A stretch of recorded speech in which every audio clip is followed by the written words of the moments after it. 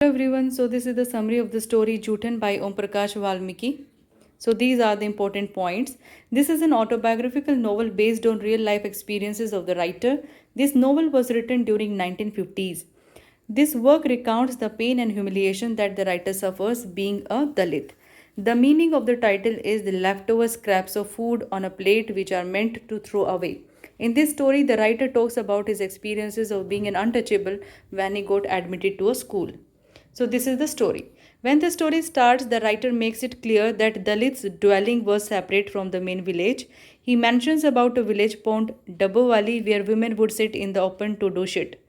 The writer lived in a Chura Basti in a joint family and he witnessed that his elders were not even able to get two decent meals even after working so hard throughout the day. Their works included cleaning, agricultural work, and labor.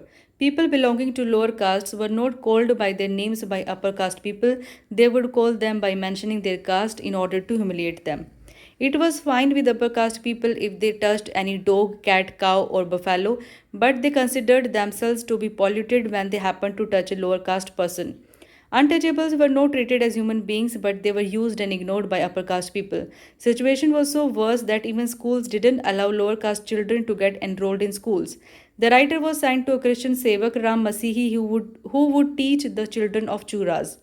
When writer's father had an argument with Sevak Ram, then he took his son to basic primary school where he requested Master Harful Singh to allow him to get admitted to the school. Master agreed and Valmiki started going to the school. At that time, because of Gandhiji's movement of uplifting the untouchables, schools had started admitting lower caste children. In school, also, Valmiki had to face a lot of humiliation and insult at the hands of his classmates. Valmiki was abused and beaten by sons of Tyagis for no reason. He was not even allowed to drink water from the hand pump. Valmiki had two friends, Ram Singh and Sukham Singh, who also belonged to lower castes.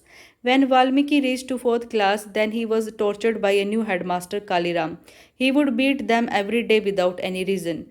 Kaliram had beaten Sukham Singh so hard that he started bleeding. After knowing Valmiki's caste, Kaliram never allowed him to sit in the class and asked him to sweep the ground every day. When Valmiki's father came to know about it, he was very sad and disappointed. But no one helped them except Pradhanji, who felt very bad when he got to know about Valmiki's plight. After Pradhanji's intervention, Valmiki started going to school again, but he trembled every time when he happened to see Kaliram. And here the story ends.